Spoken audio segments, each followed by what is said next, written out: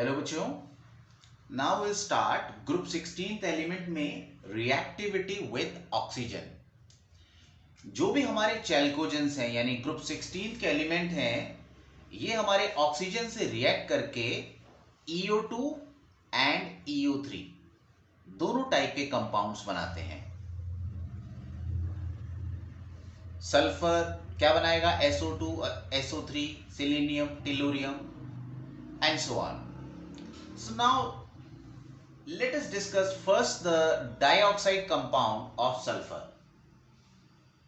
SO2। Sulphur dioxide को sulphurous anhydride भी कहते हैं। क्यों कहते होंगे इसको सल्फ्यूरस एनहाइड्राइड? सल्फ्यूरस एनहाइड्राइड, अगर हम SO2 में वाटर डाल दें तो ये बनता है H2SO3 which is sulfurous acid। इसका मतलब ये हुआ कि अगर सल्फ्यूरस एसिड में से वाटर निकाल दें तो SO2 बचेगा। So it was named as sulphurous anhydride. इसकी एसिडिटी की वजह से this SO2 can turn blue litmus red. Acid की कैरेक्टरिस्टिक होती है कि एसिड ब्लू लिटमस को रेड में कन्वर्ट कर सकता है। Now let us discuss the structure. What is the structure of SO2? Sulphur का जो कॉन्फ़िगरेशन होता है आउटर शेल का, दैट इज 3s2 3p4 और जो आगे D है ये खाली है। This 3D is empty. Now this sulfur has to form bond with 2 oxygen atom. तो यहां पर 2 अनपेयर्ड इलेक्ट्रॉन है सिंगल बॉन्ड बनाने के लिए, but sulphur also forms 2 pi bonds with oxygen atom, so it need to shift this electron to this d orbital. तो excited state में क्या होगा? ये एक इलेक्ट्रॉन जंप करके डी ऑर्बिटल में आ जाएगा and this way to form 2 sigma bond sp2 hybridization will occur। और जैसे ही sp2 hybridization होगा, there will be 1 unpaired electron in p orbital and one in d orbital।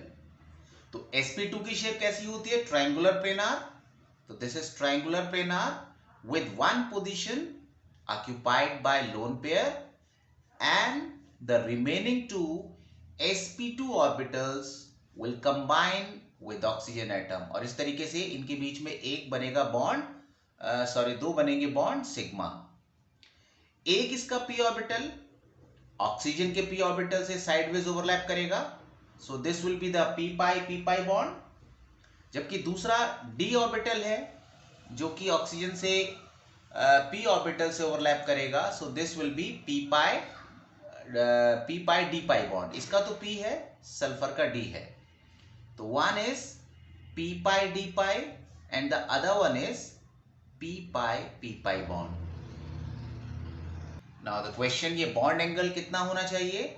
It should be 120 degree, but the lone pair bond pair repulsion is greater than the bond pair repulsion, hence this angle shrinks to 119.5 degree. तो इस तरीके से बच्चों जो SO2 का molecule है ये discrete molecule है, बिल्कुल अलग, किसी से जुड़ा हुआ नहीं है, और इनके बीच में वेंडर वाल फोर्स होती है and this weak force results कि SO2 exist as gas. SeO2 gaseous phase में बिल्कुल इसी तरीके से एग्जिस्ट करता है। This one is the gaseous state, मगर सॉलिड स्टेट में पॉलीमेरिक स्ट्रक्चर बनाता है। ये यूनिट्स कंबाइन कर जाती हैं, कैसे? SeO O Se double bond O and so on. So this is the polymeric structure. जब चेन बड़ी हो जाएंगी, उनके बीच में फोर्स ज्यादा होगी, then it will exist as solid state. Now next one is oxidation state. Oxidation state कौन कौन सी इसके लिए पॉसिबल होंगी? आउटर शेल का कॉन्फ़िगरेशन NH2 NP4 होता है. They also have d orbital. अगर ये अनपेयर हो जाए तो 4 ऑक्सीडेशन स्टेट होगी, और S वाला भी अनपेयर हो जाए तो 6 ऑक्सीडेशन स्टेट होगी. So it can form 4 and 6 bond also. जो सल्फर की 6 ऑक्सीडेशन स्टेट है ये ज्यादा स्टेबल है. सल्फर ऊपर लाई करता है, जैसे जैसे नीचे जाते हैं s ऑर्बिटल इनर्ट रह जाता है और हायर ऑक्सीडेशन स्टेट अनस्टेबल हो जाती है. तो सल्फर की जो +6 ऑक्सीडेशन स्टेट है ये ज्यादा स्टेबल है as compare to +4 oxidation state. और जैसे जैसे डाउन द ग्रुप जाएंगे +6 की स्टेबिलिटी कम हो जाएगी. Down the group stability of +6 oxidation state decreases. इसलिए क्या होता है बच्चों, SO2 जहां पर ये +4 ऑक्सीडेशन स्टेट में है, it readily tries to get itself into 6 oxidation state. तो जो इलेक्ट्रॉन दे सकता है that will act as reducing agent because it want to get turned into 6 oxidation state. It can donate electron. जबकि जो नीचे है जिसमें 6 अनस्टेबल है, यहां पर देखा जाए तो रादर ये वाला जो कंपाउंड है this will act as oxidising agent. यहां पर तो इसकी जो 4 है वो भी अनस्टेबल है. It will even try to get convert itself into 2 oxidation state. So it will pull electron and thus it is oxidizing agent. Now acidic character. जैसे जैसे मेटालिक कैरेक्टर बढ़ता है, साइज बढ़ेगा, इलेक्ट्रॉन लूज करने की tendency बढ़ेगी, यानी basic character बढ़ेगा, तो एसिडिक कैरेक्टर कम होगा. So we simply can write as metallic character increases, acidic character decreases. Now let us discuss the shape of SO3. Excited state में सल्फर का कॉन्फ़िगरेशन, एक इलेक्ट्रॉन P का jump कर गया D में और एक S का जंप कर गया. Now in SO3 it has to form 3 sigma bond, 1, 2, 3. So hybridization will be sp2 and it is left with 1 p electron and 2 electrons in 3d orbital. तो ये जो 3 अनपेयर्ड इलेक्ट्रॉन है ये बनाएंगे पाई बॉन्ड. ये p pi bond में involve होगा, जबकि ये d पाई और ये भी d पाई में इन्वॉल्व होता है. तो sp2 बच्चों ट्रायंगुलर प्लेनार शेप में. नाउ साइडवेज ओवरलैपिंग से एक बनाएगा p पाई, जबकि बाकी के 2 बनाएंगे d पाई.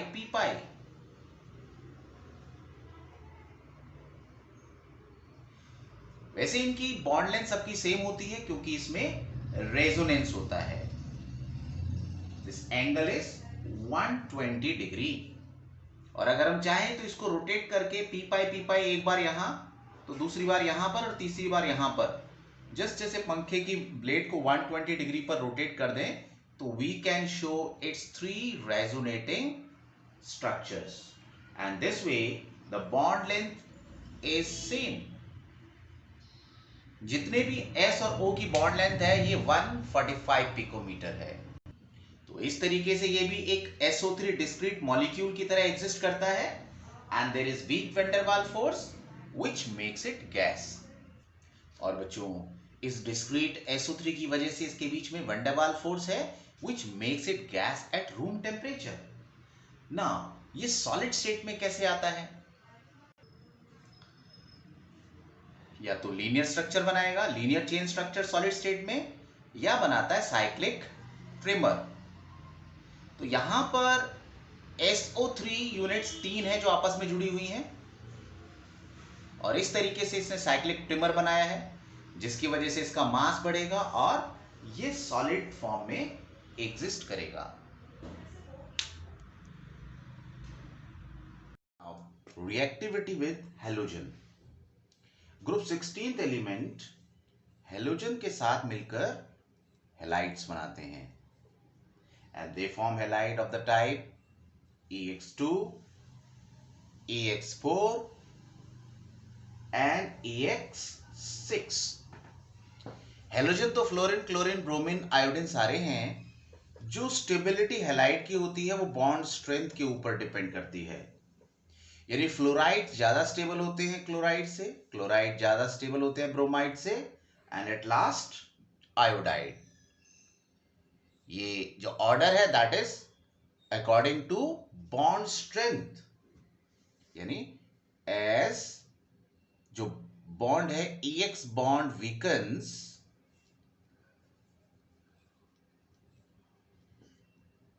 stability decreases. Now,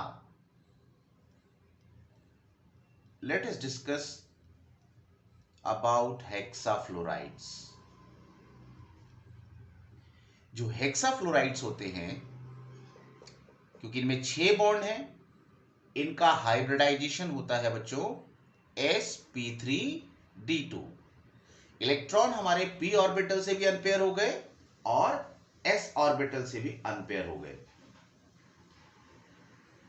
यहां पर ज्यादातर जो फ्लोराइड्स हैं अनस्टेबल हैं,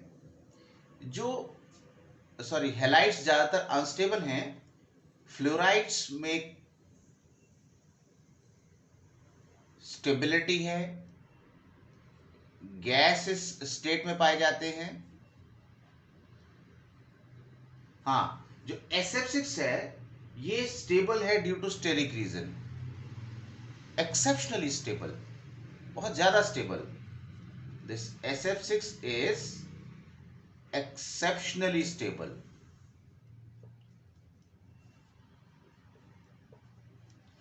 सल्फर का साइज छोटा है,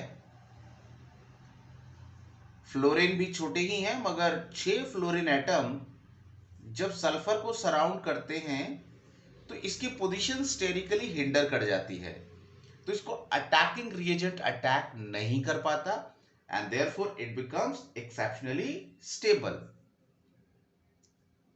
due to steric reason.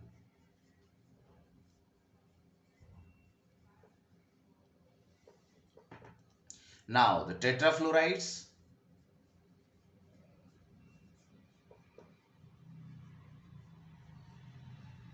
Tetrafluorides EX4,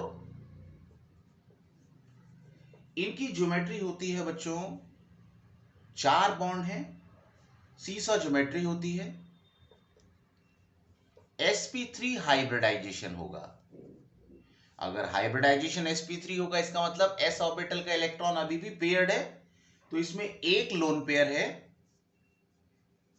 और 4 बॉन्ड पेयर हैं, और ज्योमेट्री कैसी होगी इसकी, सीसॉ, इस तरीके से।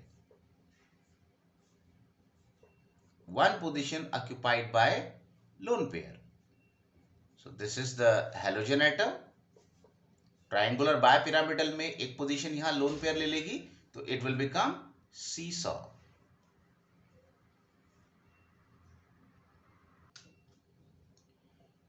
नेक्स्ट बच्चों डाइहैलाइड्स। डाइहैलाइड्स हमारे बेंट होते हैं, जैसे बच्चों वाटर है जिसमें 2 लोन पेयर होंगे और 2 ही बॉन्ड पेयर होंगे। It is of this type. यहां पर बच्चों हेलोजन एटम है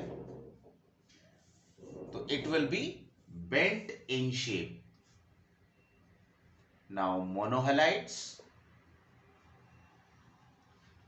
ये जो मोनोहैलाइड्स होते हैं ये डायमर बनाते हैं, दे आर डाइमैरिक इन नेचर। जैसे बच्चों ये पाए जाते हैं as S2F2, S2Cl2, S2Br2, Se2Cl2